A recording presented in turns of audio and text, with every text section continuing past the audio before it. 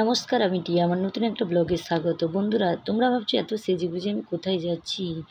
বন্ধুরা, আজ রথযাত্রা, আজ উল্টা রথ, তাই আমি বাড়ি গেছি। তাই আমার ননদ, আমার যা, শ্বশুর শাশুড়ি, আমার ছেলে সবাই যাচ্ছি এই জগন্নাথ সুভদ্রা বলরাম রথযাত্রা দেখতে। তোমরাও নিশ্চয়ই গেছো। আর তোমরা ভাবছো এতদিনের পর এই ভিডিওটা দিচ্ছি কেন? কারণ আমার ব্লগটা করা ছিল, কিন্তু ওই ভিডিওটা পোস্ট করার টাইম হয়ে উঠতে পারেনি। তার জন্য এত লেটে ভিডিওটা পোস্ট করছি। কারা কারা আমার মতন এরকম রথযাত্রা দেখতে গেছিলে বা রথ দেখতে গেছিলে আমাকে কমেন্ট করে জানাবে। কিন্তু মনে কিছু করো না তোমরা, কারণ আমি একটু লেটে ভিডিওটা পোস্ট করছি। রথ অনেক দিন আগে হয়ে গেছে, আমার ভিডিওটা তোলা ছিল, তাই আমি ভিডিওটা পোস্ট করছি বন্ধুরা। আর ভিডিও না শেয়ার করলেও আমিও থাকতে পারি না, আর কিছু প্রবলেমের জন্য আমি ভিডিওটা পোস্ট করতে পারিনি। দেখো আমার যা, আমি, আর পরে আমার এই হলো একজন জায়ের মেয়ে। আর দেখো মেন আকর্ষণ হলো রথ যাওয়ায় জিলাপি, পাঁপড় ভাজা, এগরোল, চাউমিন, ফুচকা। কে কী খেয়েছো বলো? আমরা কিন্তু অনেক কিছু খেয়েছি। আর আমার যার মেয়ে আর আমার ছেলে প্রচুর দুষ্টুমি করেছে। আমার যার মেয়ে বলছে আমি এই গাড়ি চড়বো। আমার ননদের ছেলেও বলছে গাড়ি চড়বো।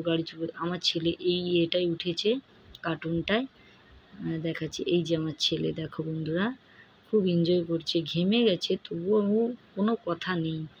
আর ওই দিনটা ভীষণ গরম ছিল। আর আমার যার মেয়ে ওই গাড়িতেই উঠেছে। আর এই কেকটা ভাবছো এটা কিসের? আমার ননদের ছেলের জন্মদিন, 2 বছর হয়েছে। তার শ্বশুর মারা গেছে, তার জন্য বড় করে কোনো কিছু করবে না।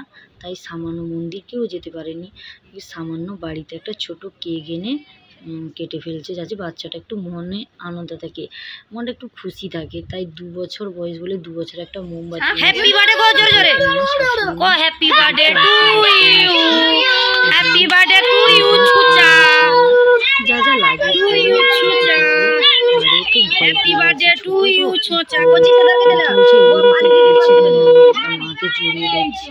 এই যে পুচকি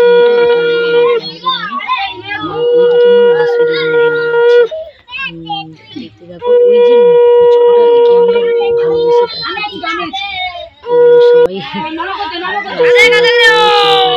থাকে, সুস্থ থাকে, আর বড় হয়, বছর বছর তার জন্য জন্মদিন শুভ হয়, আর জন্মদিন এভাবে হতেই থাকে। আমার ভাসুর নিয়ে আমার ছেলে সবাই একটু আশীর্বাদ চাল দুর্বা ছুঁড়ে। দেখো বন্ধুরা, এবার আমার প্রচুর কান্নাকাটি হচ্ছে, শান্ত করে আবার ভয় দিয়েছে আমার ছেলে, আমার ভাসুর ভয় দিয়েছে, এরকম করে চাচাচ্ছে। এগুলো বাচ্চা মানুষ তো, আর কি হয়, এরকমই হয়, আর কি করবে।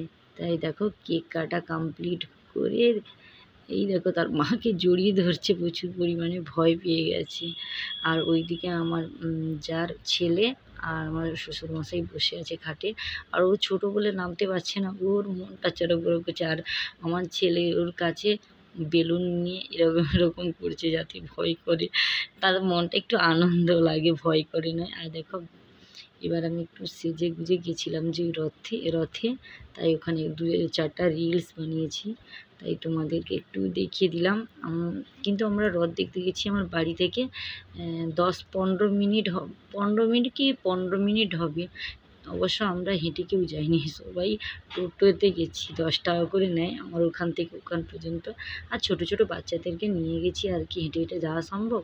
আমার কিন্তু মেলায় এই আকর্ষণ কার্টুনটাকে প্রচুর ভালো লাগে। আমি কিন্তু ওই আঙ্কেলটাকে বলেছিলাম যে এটা কি বড়রা উঠতে পারে? আঙ্কেলরা বলল যে ভিডিও করবে নাকি? যে না বলছিলাম, বলছে না উঠলে ফেটে যাবে বড়রা, আর আমি যে মোটুরাম আর কি করে উঠবো, আর ফেটেই তো যাবে।